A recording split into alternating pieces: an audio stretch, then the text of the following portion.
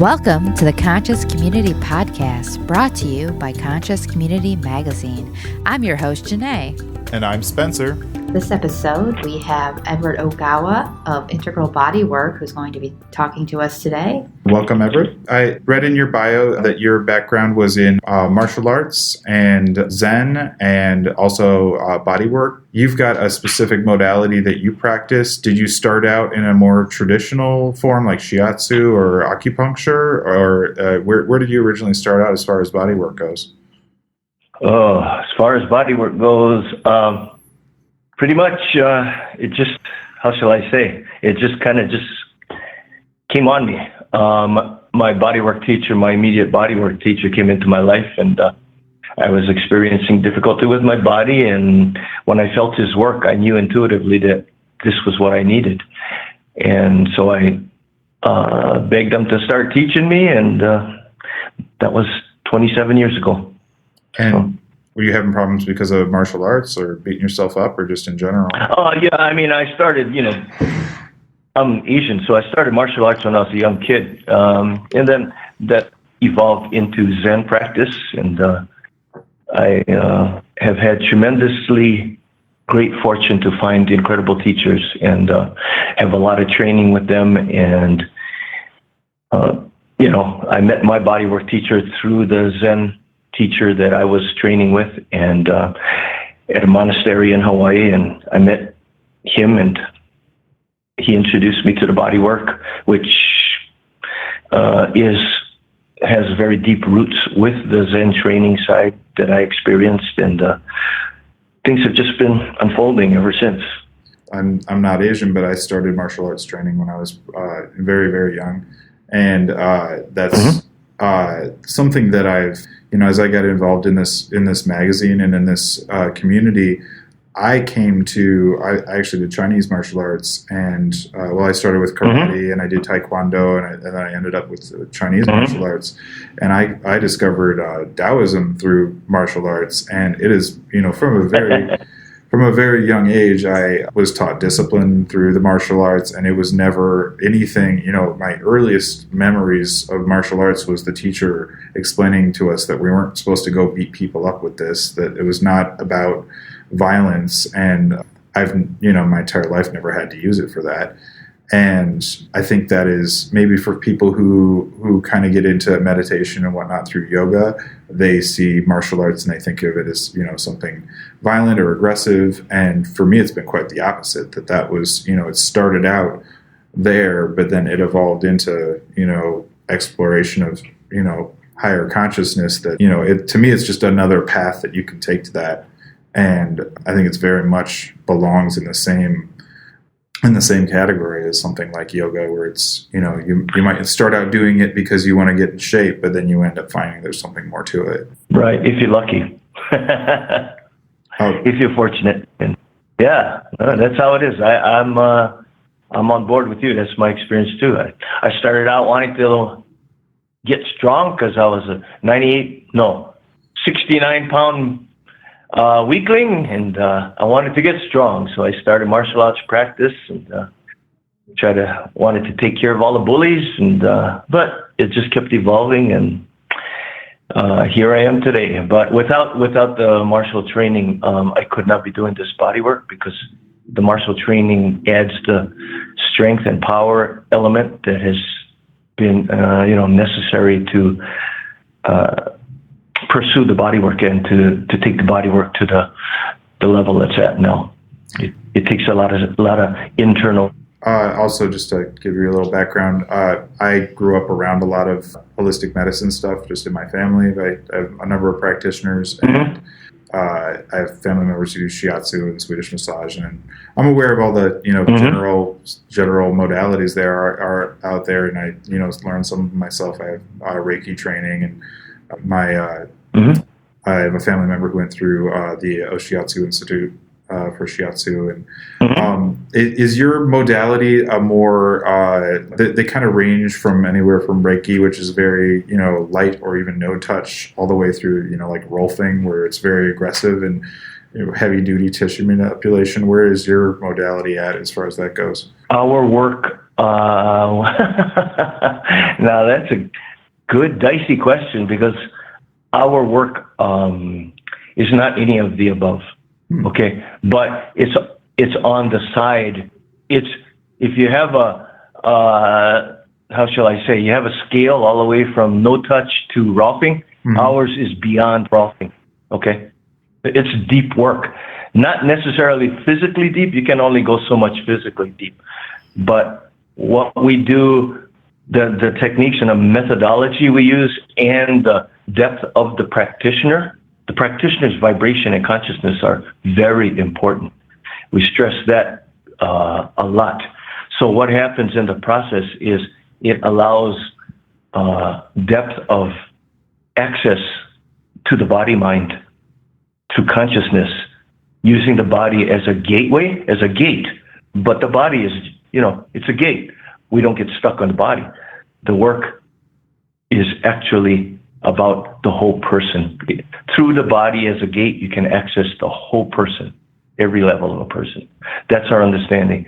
And so the work can get very intense for people that have that intention to go deep with this type of work.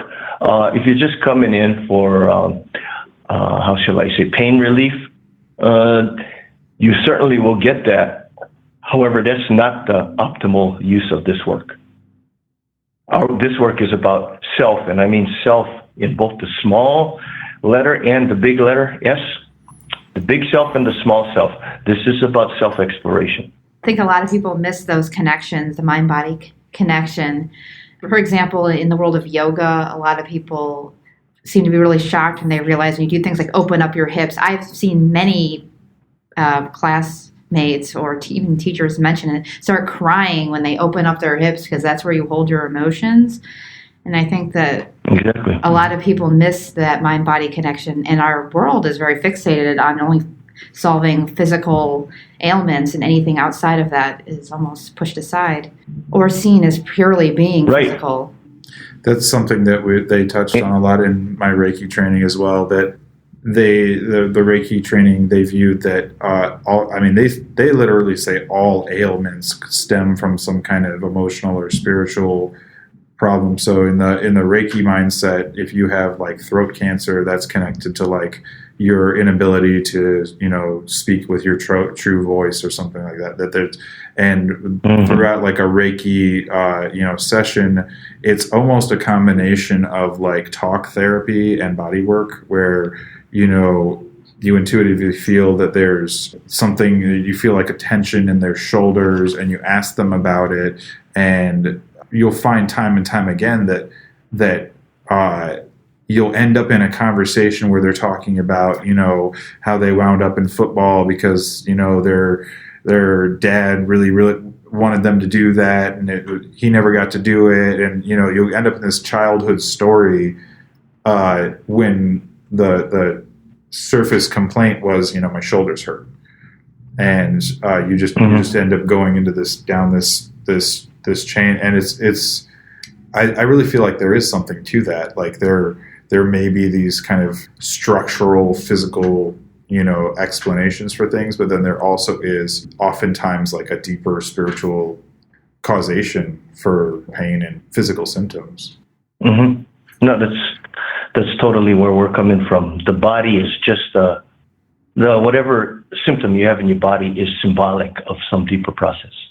There's, and in our work, this is where we differ from a lot of approaches. We don't get caught up in individual symptoms, okay?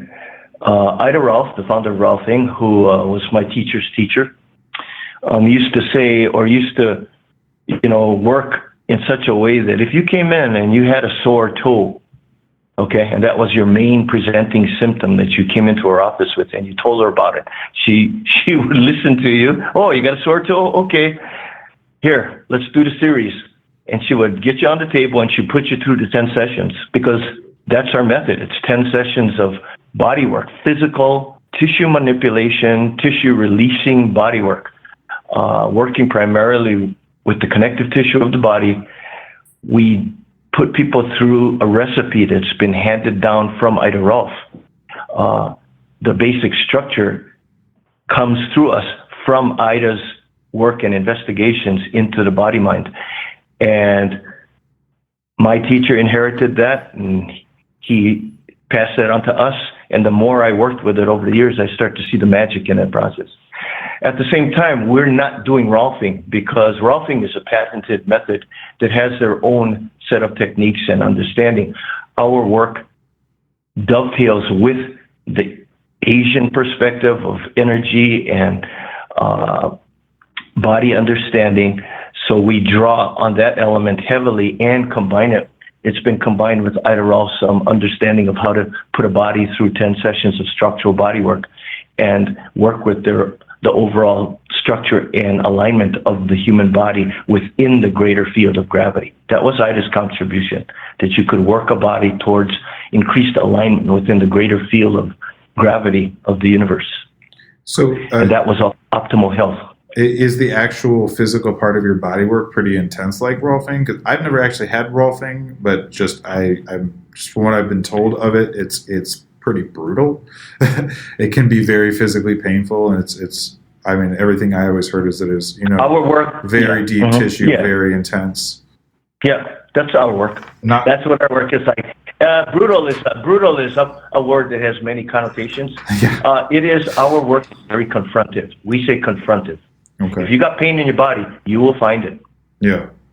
Oh, I like that. So you're like confronting your pain instead of just avoiding it just assuaging it. On all levels. Your pain. So maybe pain on all levels: physical, emotional, spiritual, all that pain, of which the body is an incredible storehouse of past experience that has not been processed, and the way that shows up is pain. I saw on your website you mentioned that your system works for people in the creative endeavors. You have music, voice, and fine arts on there. I'm a music background, and is this similar ideas to Alexander technique and posture and how that relates to performance, or? I'm sure. But what do you do? You sing? Do you sing? I do sing, but primarily I write music. Okay. And I play the piano. Oh, okay. You're a musician. Okay, that way you play an instrument. Okay. Yeah. How shall I say? Our work is about moving towards lightness and openness, actually to feel more and more like you manifest space. There's much more space in you, around you, everything. And, when you move into that kind of condition, the finer vibrations of the universe, there's less obstruction to the finer vibrations of the universe and at all levels. So, there's a lot of energetic flow that begins to happen that was precluded because of the density of tissue. But as the tissue opens up and unloads and releases and processes the material that was being held and that was bringing a lot of heaviness into the body and the mind, then open space is there, more open space, and the universal, subtle energies and all the good stuff, light, everything begins to, you have actually less obstruction to those things. So the flow picks up big time. Okay. So for instance, if you were to get acupuncture treatment before you went through the 10 sessions, that would be one thing. If you had a terrific acupuncture person who was very sensitive, they'd understand where your body was at because of the flow they would see when they put the needles in. Okay. The flow of chi. But after you go through the 10, if they put the needles in, your flow, if they're sensitive, they will see, oh my goodness, a huge amount of flow now. The flow just opens up like crazy. Okay, that's how this kind of work is. When I was probably 7 or 8 years old, a friend of my parents gave me a book called Zen and the Martial Arts, and that I think I was just going from karate to taekwondo at that age, and I think I did taekwondo from elementary school on through almost to high school. there was I don't remember much about the book. I mean, it's been 30 years since I read it, but the one line that really stood out that pertained to pain was he gave a description of a Zen trick to dealing with pain, where he described that pain was just another sensory input like anything else. And he was talking about in the context of like holding up a stance or whatever that's, stress position and it's painful. And he just imagined that the pain was like a color, and just kind of, we feel it as like a negative thing. It hurts. But really, like when you meditate on pain in that way, you kind of realize that it's just like hot or cold or blue, or, it doesn't really have a character of its own so much as that's something that's learned. And that in some ways, to the people trying to run from their pain, that we've been taught to move away from discomfort, when really, as you were saying, you have to go into it. And one way that I've always dealt with pain, breaking my arm or whatever, as a teenager or whatever, is that's always been like a very useful technique to me, that in those times when I've been in extreme physical pain, remind yourself that it's just sensory input that's coming through you. It's a natural thing. There's a reason why your body feels pain, and not to be afraid of pain. Non-attachment to pain. The problems come when you avoid it as opposed to just experiencing the pain. That a lot of our anxieties are trying to, I think JP mentioned that when we interviewed him, that a lot of our anxieties are caused not so much by the actual pain itself as it is the fear of the pain that we're going to experience. It's not so much the discomfort, it's the fear of becoming discomfortable. Uncomfortable. Uncomfortable. It's resistance. Mm-hmm. It's not being in the moment, clearly. Resistance. Yeah. Mm-hmm. That old saying they have about what you resist persists. That's how it is. One thing I wanted to ask you, this is just a thought that occurred to me at one point. If you look at, the maps of the meridians in the body, in acupuncture, acupressure, that those are really like the same meridians of pressure points that you see in martial arts. That it's pretty much the same pressure points. And one thought that I had, and I'm just curious what you think of this, is that really, if you're applying pressure to a pressure point with the intention of healing, then you're healing. If you're applying with the intention of hurting, then you're hurting. But the pressure's the same. Like you may be taking a finger and pushing on the same, and that's really interesting to me, because that's one of those places that for somebody who's more skeptical, you can literally, just the only difference here is your intent. If I'm doing this to hurt you, it hurts you. But if I'm doing this to heal you, it's, and then I release it, then it's relaxing. And it's really like... you're understanding, that's my understanding too. Yeah. But you got martial background. Most people don't have that, see? Yeah. Yeah, so see, like in the Zen world, there's a famous... Zen saying or description. I mean, there's two kinds of swords. If you're training in the sword, most people think a sword is, a very effective killing weapon, killing tool. Well, in the Japanese Zen tradition, there's two kinds of swords. You have the sword that takes life, but you can also have the sword that gives life. And it's a matter of your intention. Okay? So that's, I always quote that when I teach, is because what we're doing with the body work, and when we train people to be body workers, they have to be strong, they have to be very sharp, but the intention needs to be that, you're training yourself to become a sword that gives life. But a lot of the training and a lot of the talk, the emphasis seems sort of martial, but it's your intention that makes the difference. To effectively apply pressure to the human body, it takes a lot of mind-body training, breath coordination, in order to manifest as much of your being behind a single point in your fingertip or your knuckle when you touch the body. if you got your whole body, mind, spirit, breath behind that one place that's making contact, the client will get a hugely different experience than if you're absent-minded and very unfocused and not in tune with your breath, and you're just pressing on it, in a very slack state. They're going to get a totally different experience. That's what we teach, that kind of focus and penetration through coordinating mind, body, breath, and using your body effectively.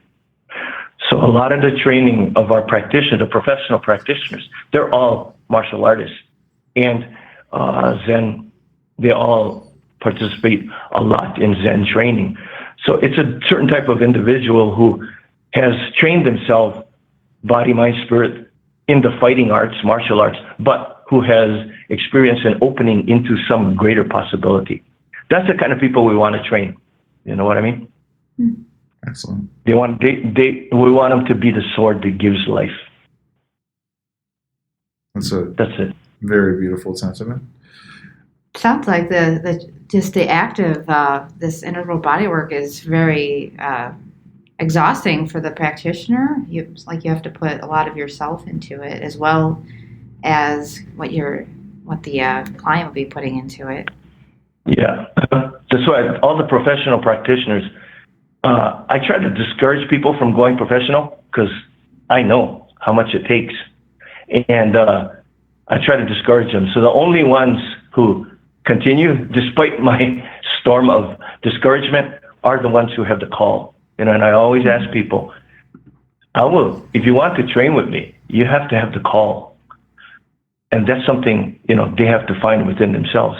If they don't have the call, their career is going to be very limited. That's beautiful. That's how I look at it. Really true of many things. Like, for example, as a creative person, if you don't have the call, you can't do it. It's a really hard life. That's right. Yeah. Do you still practice martial practice, or is this your main thing that you do now? I've been through a number of martial arts. At this point, bodywork is my martial art.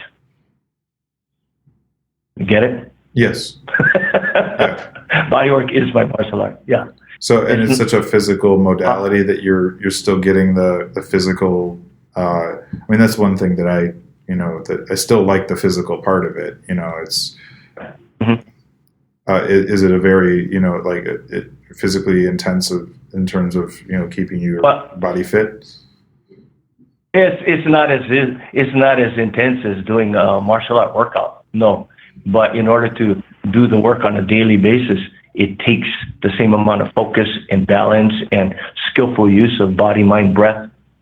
So you have to be on your toes 100% of the time you're with clients. So that, the physical part, you can go work out, you can go work out or do whatever you want with your body, but the essence of bodywork is the same as the essence of martial art.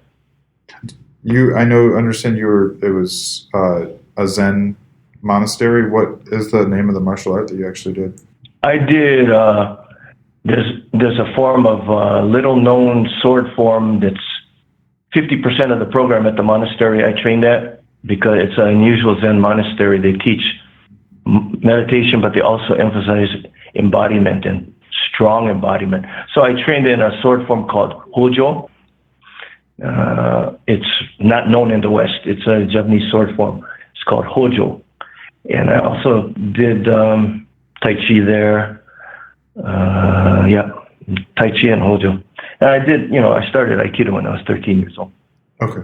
Aikido is definitely, we're using a lot of terminology here that maybe the unfamiliar listener may not understand, but Aikido is a Japanese martial art that, if I'm remembering correctly, was invented by a man who was tired of hurting people, and he wanted to find a way to fight without hurting his opponents, and that's the primary objective in Aikido, is that you're defending yourself, but you're never actually inflicting harm on the person who's attacking you.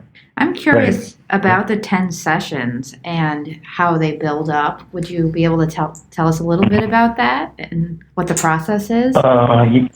before I launch into that, I would like to say, the work is such that really cannot be described in words. So we're always encouraging people to contact us for introductory sessions, okay? Because then after you get an intro, we try to give you a taste of the actual work itself from a professional practitioner.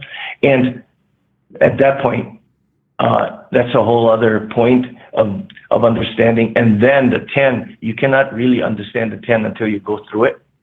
But I will try my best in words to give a little hint of the possibility, okay? Okay, sounds great.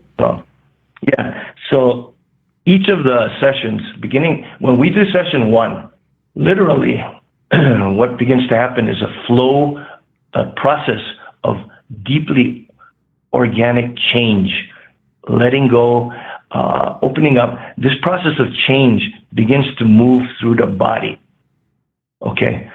And for the other 9 sessions, we're basically following where this process is migrating through the whole person, through the whole body, through the whole person.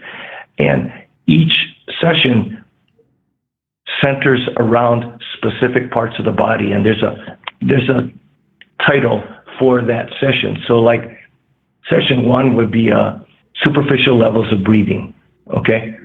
So we start opening up the rib cage, we start opening up the legs a little bit, and this initiates a process of change.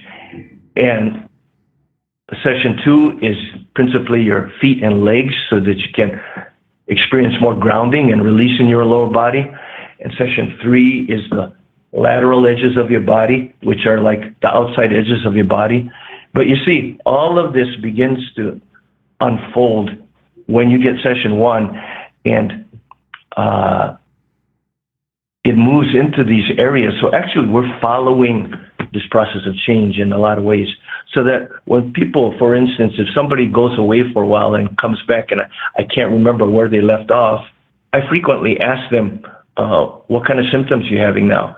And usually you can kind of, after you get some experience, you can kind of tell where they're at in the series, because the symptoms that are manifesting for them have to do with where the process wants to move to next.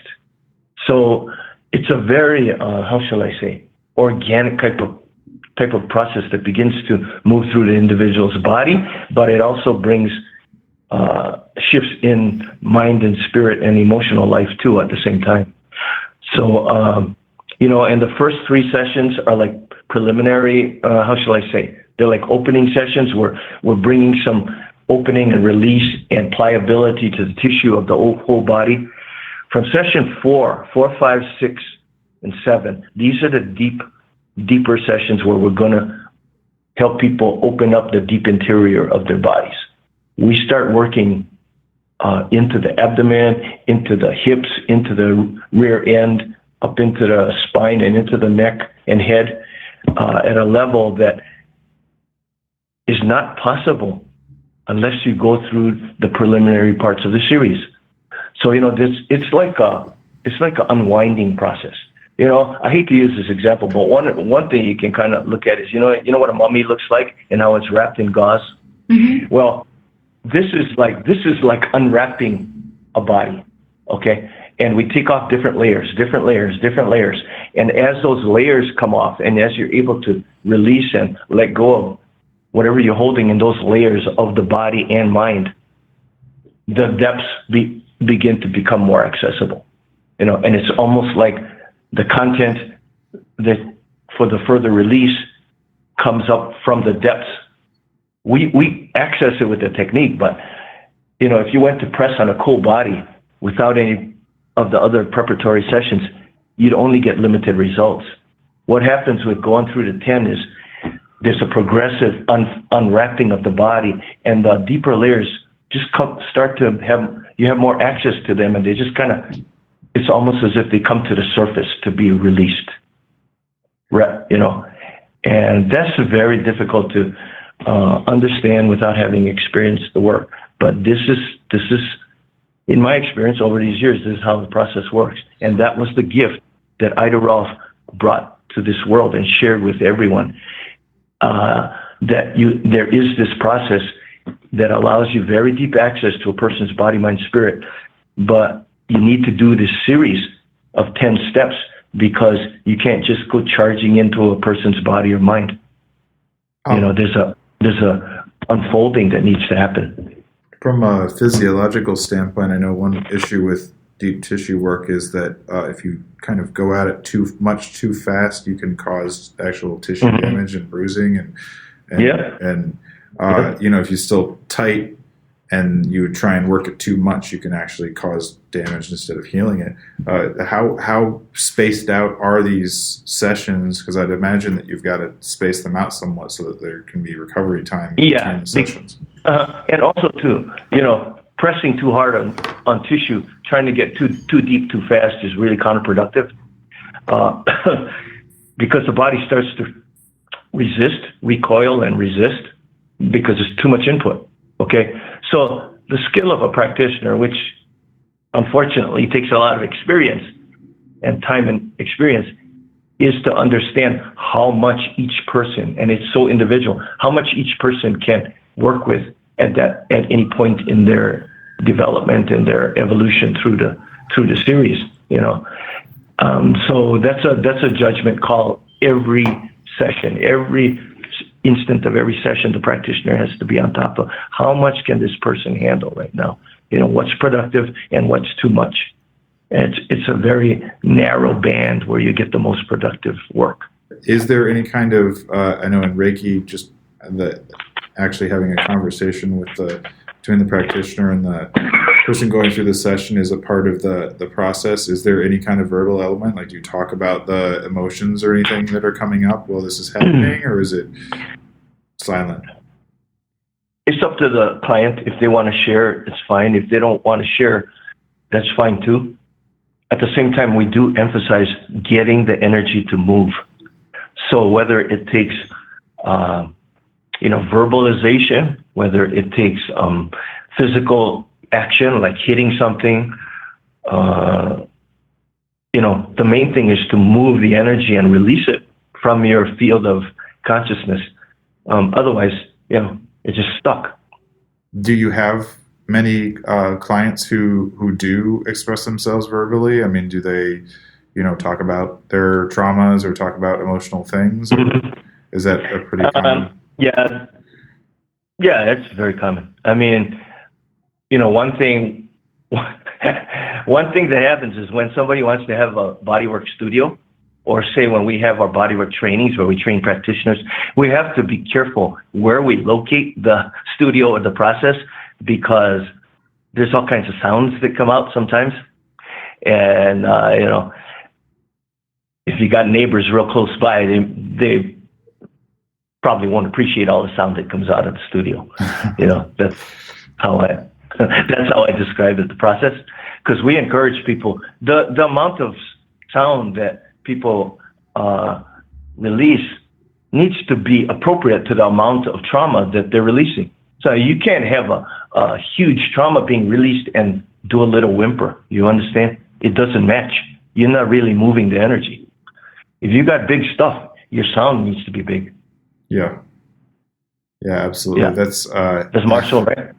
That's funny that you mentioned that. I've had this been processing my own stuff lately, and I was the other day I had the strangest desire to like just shout or scream or yell or something for no reason, and I've still had that urge, but I haven't been able to find an appropriate place to do it yet.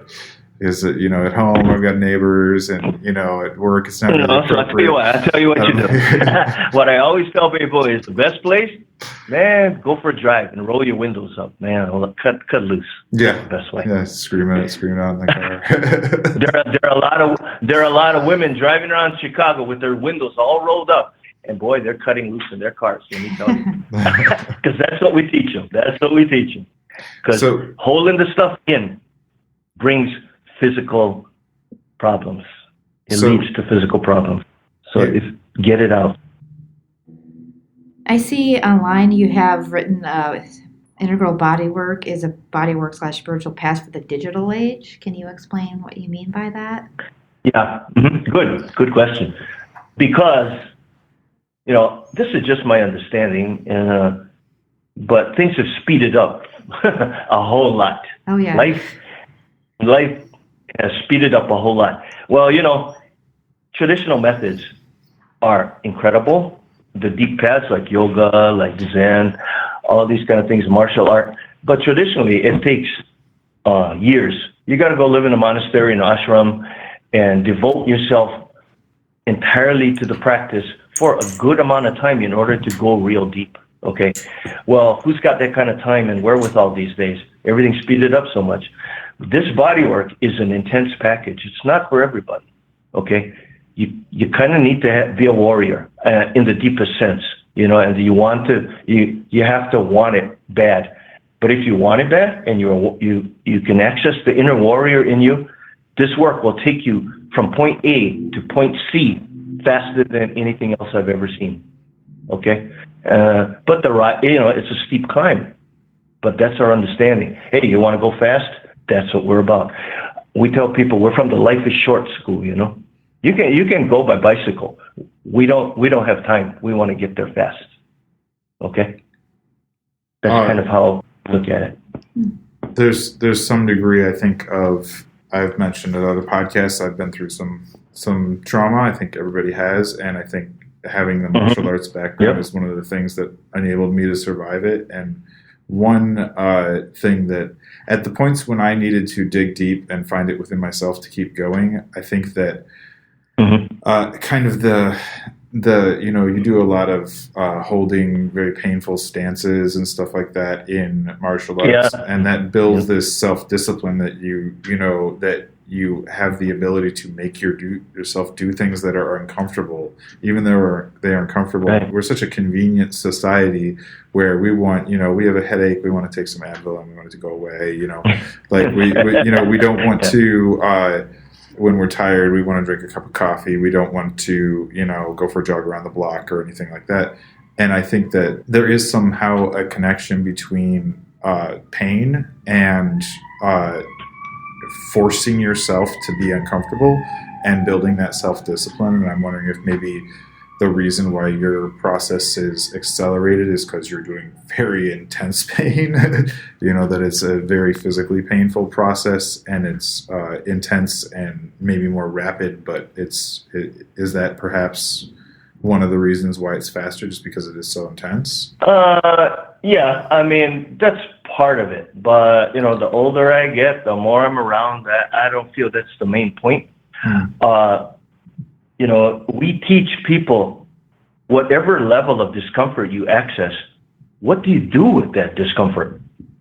And we teach people a letting go technique of focusing and penetrating into the center of the discomfort. This is really the heart of the work we do, is how to release negativity from your field of consciousness, okay? How to release it, which you can have intention. Sure, you have to have strong intention, but at the same time, you can access it through your body. Your body is a storehouse of negativity and pain. Well, if you want to get more release, use the body as a gateway. Go in there. We teach people how to focus in the discomfort. If you run away from the discomfort, you will have it until kingdom come. It will still be there. If you want to release it and live lighter, then you have to turn around, and instead of running away, you got to penetrate into the center of that discomfort, whatever level it is, whether it's a 10 or a 5 in intensity level. Penetrate into the center of it and just penetrate as deeply as you can. Bring as much awareness of everything that's going on in the center of that sensation. So penetrate into it with as much awareness as you can muster. Feel all of the connections in your body and your mind all over the place as you go into the center.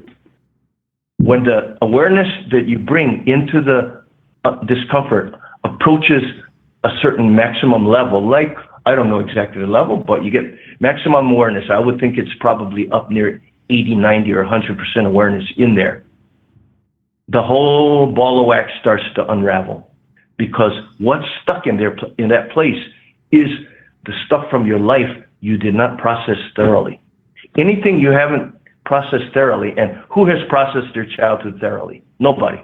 So you got all kinds of stuff in your body from your childhood and your earlier experience. Well, that's all still in your body.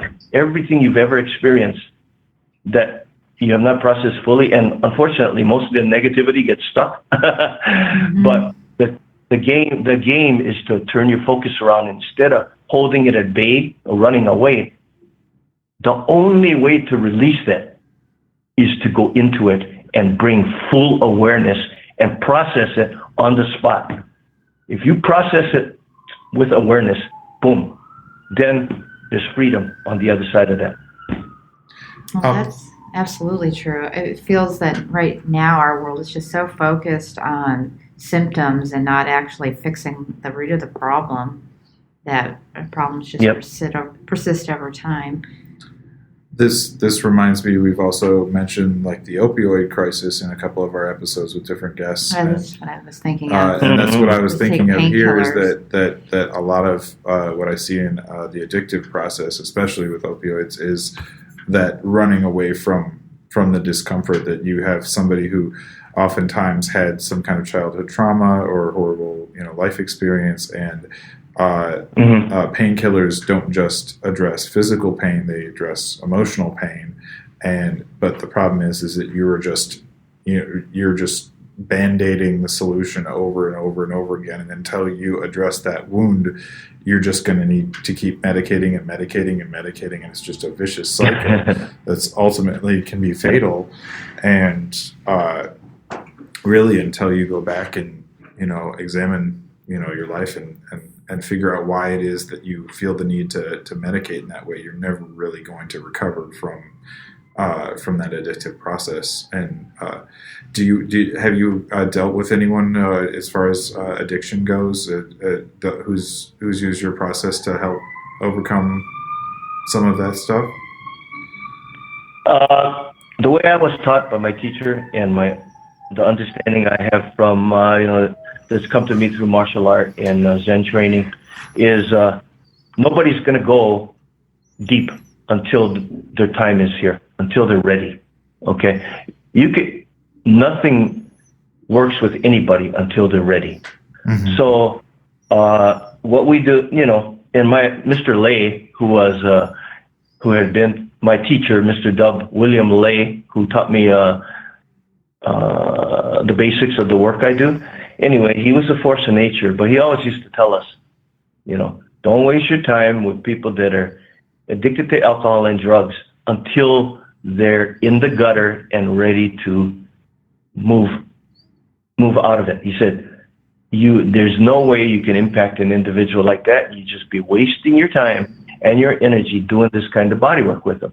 So he said, do not waste your time like that. They have to let them hit bottom. Letting people hit bottom is one of the greatest things for the individual. But, everybody wants to stop them on their slide or their decline to the gutter. No, we're hard-ass that way. We say, if you're sliding towards the bottom, hey, keep going, man.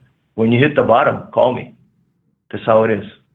Oh, that's something that I brought up to a previous guest, that one of my hardest life lessons was that I wanted to help people who were in need of help or who were not doing well, we'll put it that way, and that I caused myself endless grief basically trying to save people who at the end of the day they weren't ready for it. They were still self-destructing, and that our one of our guests said that that's really a violation. Not only is it pointless, and not only will it not work, that really it's not your place to interfere in somebody else's, in the same way that when I was trying to recover from my traumas, that I really felt like even on my darkest day, when the moment that I decided that I didn't want to just lay down and die, and that I wanted to live my life, even on that day, I knew what I had to do to get there.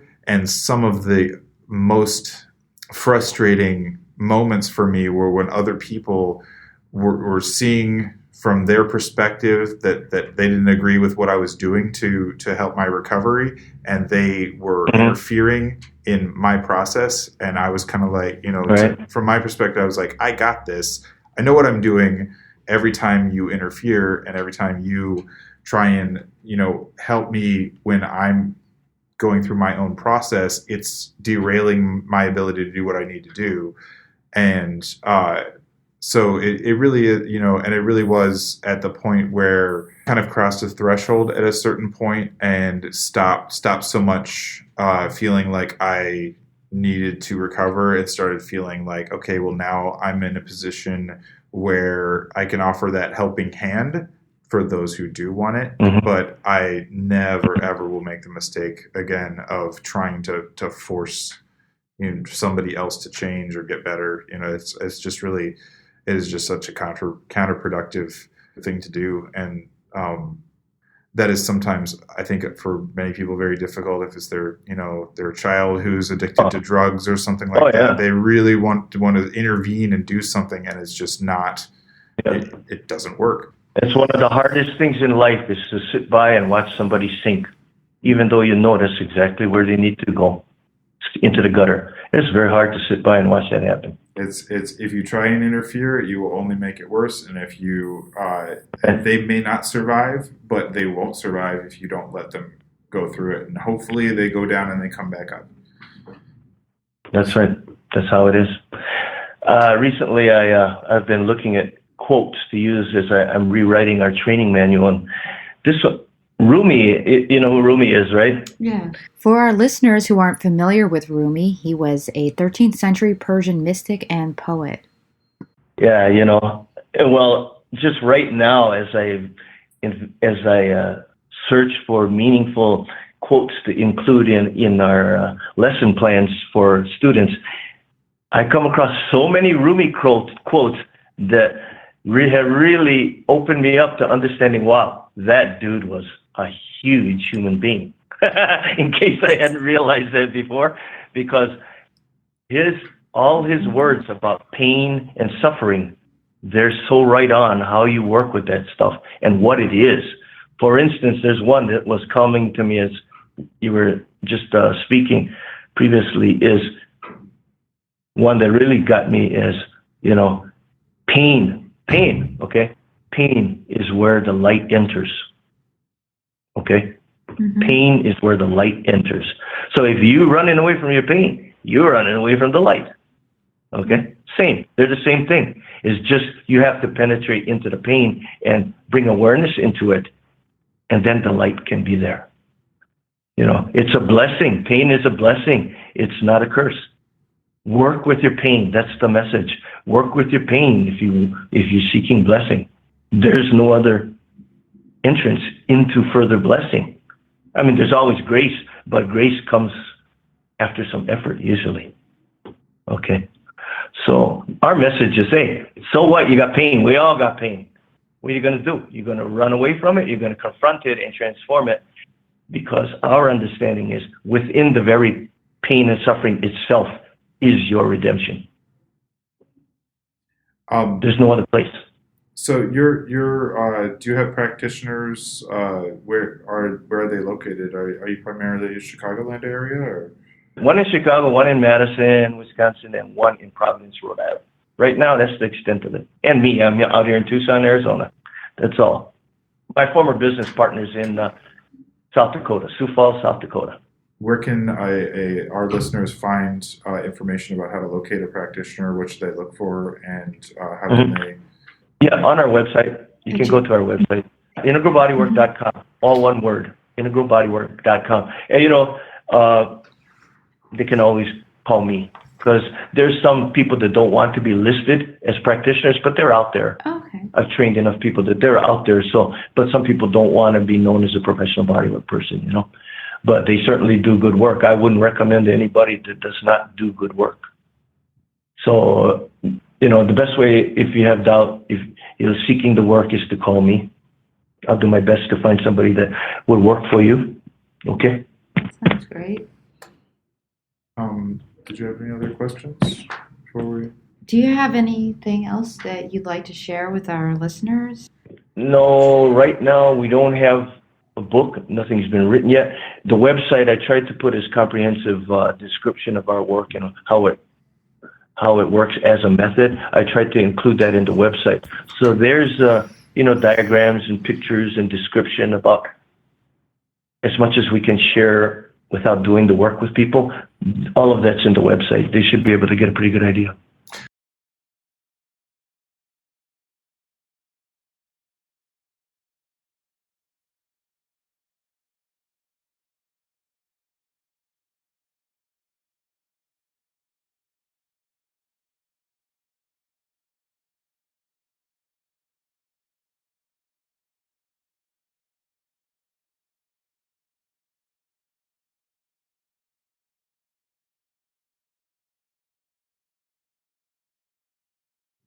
I was going to ask you about how people, when they accept their body and learn to love their physical body, we were talking about mind-body connection, but just how important that is in order to heal other parts of themselves, because people will think, oh, I'm meditating every day or this or that, but they still hate themselves when they look in the mirror. That's a big deal. That's a big deal. And, for instance, in my work, I would say over the last 20 years, I spent 90% of my day, 95% of my day working with women, okay? Mm-hmm. Because women are seeking something in our world right now. They're seeking, I don't know what you want to call it, power or understanding or growth. They're really seeking it. So, hey, the ones that are open and really seeking earnestly, they show up at my door. I have seen women get incredible shifts, okay? But because they wanted it so much. But almost to the woman who's come in over the last 20, 25 years, every woman, one part of the body that is very, very problematic for them, and I will leave this with you guys, is women's bellies, okay? Most women do not want to acknowledge having a belly because of the cultural taboos against all of that. Our culture brainwashes women and young girls starting by just when they're infants not to acknowledge that part of your body. And there's all kinds of negativity layered on that in women's experience. So most women are not inhabiting their bellies anywhere near as fully as would be productive for them, both in terms of their overall development and their health, their ongoing health. And if you ain't accessing your tummy and your belly, you're missing the whole ballgame, because that's where all the deep chakras, all the deep energy in your body begins to manifest there in that part of your body. So if you're not bringing awareness into your belly, you're trying to, play a tennis game without a racket and with only your feet. You don't have your arms and a racket. I mean, it's really not a good situation. Yeah, I can see. It's the biggest, to me, it's the biggest public health issue in the United States, is women not living in their bellies, and all the cultural stuff that's making it that way for them, brainwashing. Yeah, it's trying to keep women from being in their power, in a sense. That's right. And keeps women and the power in their place. Well, they say that you have as many neurons in your digestive tract as you do in your brain, and there's as far as your gut feeling and your instincts, those. Yep. I can't count the number of times that my instinct, my gut told me this is a bad situation, get out of here. And that's something I learned from martial arts, is that, the best fight to get in is the one you don't get into at all. And if your gut's telling, if that guy across the room seems like he's really aggressive and he's giving you the eye, it's better to just leave. There's no reason to get confrontational. You don't have to prove that you're stronger than him. And, that I think that so much media and so much advertising goes into making women deny their instincts, that we want them to be consumers, and we want them to be, sex objects, and we want them to be compliant, spouses. And, there's all these things that our culture is trying to program them to be, and those are really like in stark contrast to probably what their instincts are. And that, if you're talking about like a disconnect from those inner chakras, like you're really talking about like, that all this work goes into brainwashing them to deny, what their gut is telling them. And, their gut is telling them, this, house and this car and these consumer products and this makeup and this clothing and this sugary drink, and this is gonna fix your deep feelings of emptiness. And you have this. I've met many women who just seem to have like this hole inside them, and they just keep trying to fill it with things that they spend money on. And that's just, you are never going to feel better. Like the whole purpose of all that brainwashing is to brainwash you into buying and buying and buying and buying. And the people who want you to do that, they don't care if you're healthy or if you feel good about yourself, or if you're self-actualized. They're just trying to sell you stuff. The way I understand it is through my training, and believe me, I've had some incredible teachers. Is if you can't access your deep belly, you're cut off from the root of your being. Mm-hmm. You are cut off from the root of your being. Whatever that means to you, whatever those words mean to you, if you're not living in your belly and you don't have a lot of awareness in your belly, so much of life begins and manifests and flowers in your belly that you're cut off from the root of your existence, of your being. And don't even talk about personal power, because you ain't got none. Okay, let me put it that clear. That's a strong statement. Mm-hmm. But the real power in its deepest sense is in everybody, and you can access it. Bring more awareness into your belly. You will realize a huge gain in your existential power already. The brainwashing our culture does with advertising is really, it's teaching us that somebody else is going to give you the solution. And like, it really is, it's something, somebody else can help you. If you're ready to look for it, you can find it, but it's not something, it's not something you can eat or purchase or, in the same, as that's going to give you that. And that once you find that sense of self-awareness and self-determination and self-power, you find that all these other things that you thought you needed to feel safe and secure, like, you don't really need, and I think that in some ways is one of the reasons why this kind of discussion is kept out of a lot of the mainstream media, is that it's viewed as a threat to that consumer. One thing that we wanted to do with this podcast, and that we're planning to do with future episodes, is to show that that the two are not mutually exclusive, that you can have commerce and you can have a business and you can have, products that are complementary to a healthful lifestyle, rather than, using fear and anxiety to sell people things that make them sick. That was kind of one of our, when we first started out on this project, that was one of the things, in addition to talking to, spiritual leaders and people like yourself, that we also wanted to talk to business people who, once they found that in themselves, they went out and they found a way to make that their life's work, and to, actually earn a living doing something that wasn't feeding into that negative culture. So yep. I feel like it's all kind of connected. Yep. Maybe that's the holistic person in me.